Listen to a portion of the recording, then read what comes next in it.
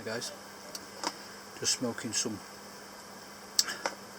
Bruno ready rubbed in a lovely old pipe which I've shown you before, which is the new old pipe. It's very like my Ogden's pipe actually, but it's a darker grain. Really nice pipe, smokes very well. I've been airing this tobacco out for a few hours as it was very damp in the packet. Still a little bit on the damp side, but it's okay though. I do like the St. Bruno, although I think if push came to shove, I think I'd probably choose the Condor as my Desert Island favourite above it, although the St. Bruno's not far behind.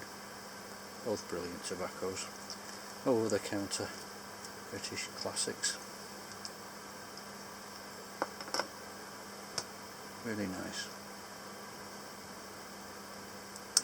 Been a pretty savage day here today. Started off dull and a bit damp, and this afternoon the rains came down, big style, torrential rain, and a bit later on I was on the beach with my youngest son, and it was thundering. Some really big billowing cumulonimbus clouds about as well. Beautiful to see. Took some photographs, but not the sort of weather you want to be out in too much because you get soaked. So nice to get back really. This time of year, August, we've usually had a flower show in the village, and in the main part of the town there's a bigger flower show which is very popular. I very often go there and take some photographs, but it's all been cancelled because of the COVID-19. Same with the air show. It's been cancelled as well, so we'll not be seeing any Avro Lancaster bombers or Spitfires, Hurricanes, Typhoons, all that type of thing. You know, the more modern stuff, you know, tornadoes and Eurofighters. We won't be seeing any of that this year. I did actually see an American warplane about a month ago.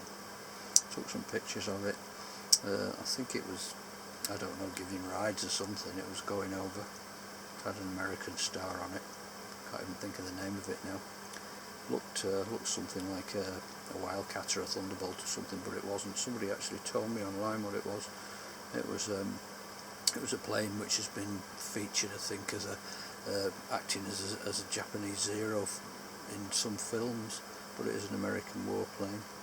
Anyway, it's about as near as I'm going to get to any vintage stuff this year in the air, I think. So it's just the way it is. You've got to adapt and improvise and overcome, as they say. I think it's got a lot of people down on this this COVID situation. I think it's had quite an effect on people's mental health. A lot of people I've spoken to, you know, they're not quite themselves. In some ways that's just as dangerous as any virus. As I've said before, I'm pretty sure I had it in April. I think it was April anyway. I was really bad. I was coughing for 5 days, and it was nearly an ambulance job one early morning, 5 o'clock. I was really bad with it, but survived. It's not like anything I've ever had before. It's not like flu. It wasn't like flu or a bad cold or anything like that. It was just constant dry coughing all the time. Almost like a kid with whooping cough. It was a nasty thing. Couldn't stop coughing. And then all of a sudden it just gave over and went away. So I was glad about that. So it took a week or two to get fit again, get the bike out and get doing some press ups as usual and that type of thing. So you've got to get your fitness levels up. It's very important. If you don't keep fit, you know, it's a case of Mother Nature's going to take you out of the picture. So if you want to survive, you've got to work at that.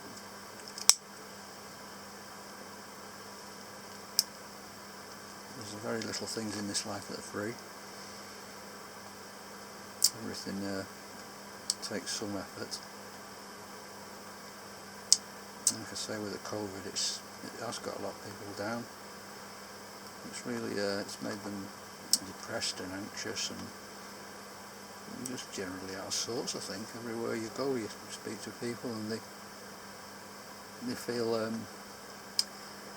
I don't know, they feel like prisoners, I suppose, some people. And I'm quite lucky because I've keep fit and keep out, keep going. That's the secret. Adapt and improvise. Anyway, guys, enough of my rambling. I shall get on with me St. Bruno. I wish you a excellent evening. Thanks for watching. Take care of yourselves.